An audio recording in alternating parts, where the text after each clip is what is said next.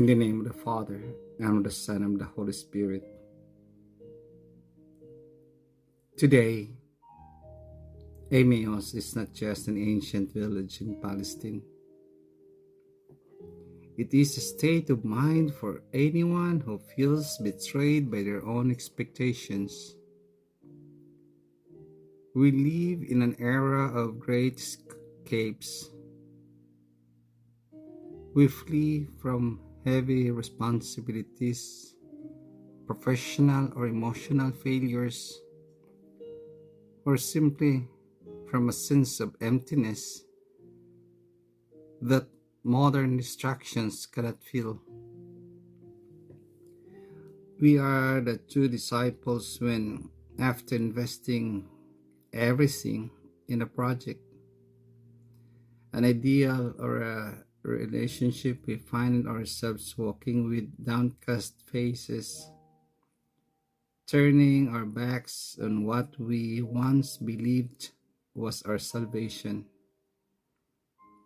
The Emmaus story speaks to us because it describes the solitude of disenchantment, that moment when reality seems to have extinguished every promise. Yet, it is precisely within this flight that the path of discipleship as an experience of rebirth takes root. Discipleship, a journey from flight to communion. The Gospel of St. Luke's narrative outlines a pedagogical itinerary that transforms the fugitive into a witness through three fundamental stages.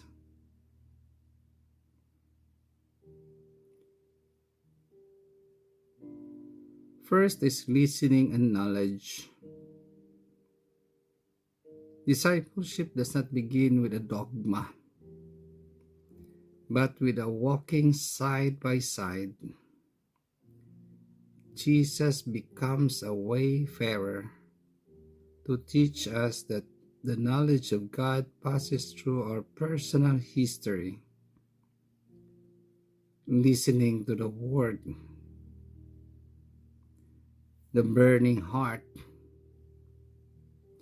Jesus explains the scriptures not as an academic lecture, but as a key to interpreting pain.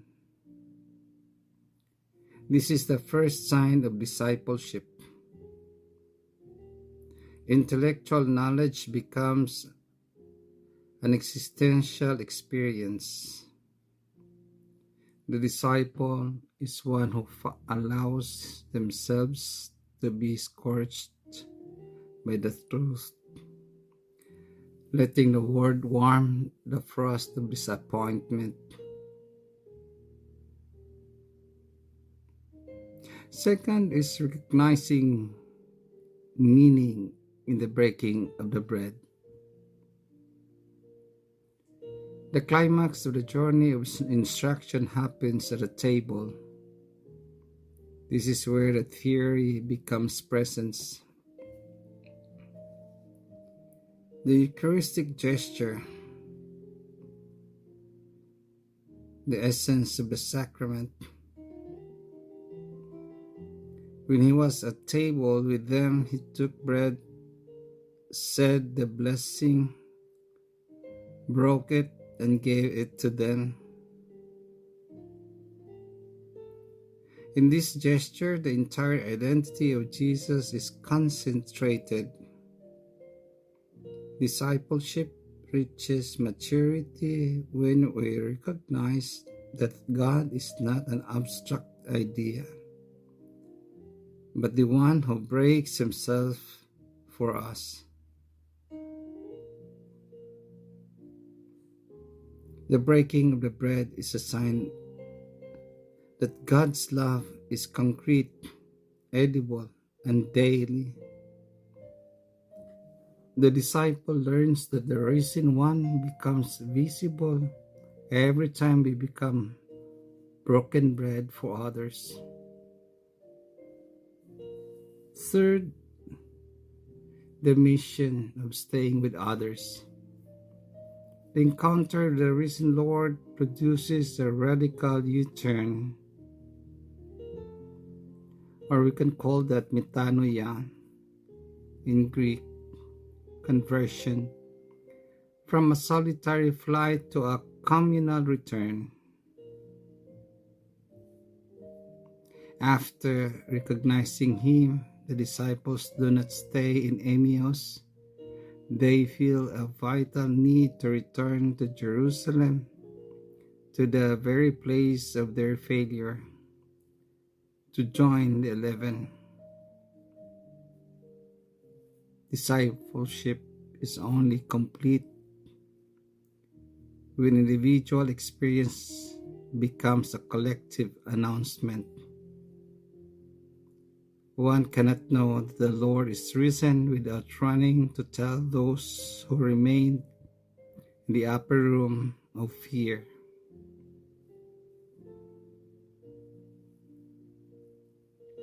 Discipleship as a way of life. In summary, Emmaus teaches us that discipleship is not a course of study, but a process of transforming one's gaze.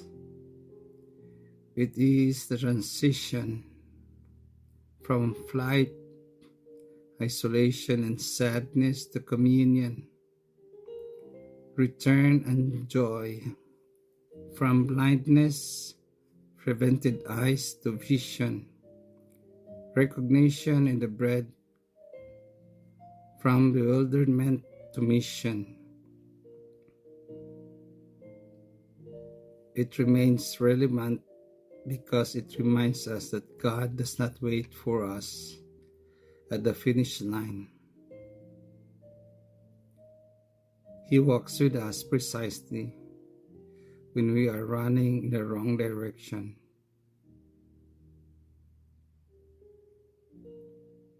Questions. How does the perspective of your personal journey change if you imagine that every disappointment could be the beginning of a new instruction of the heart? May God bless you.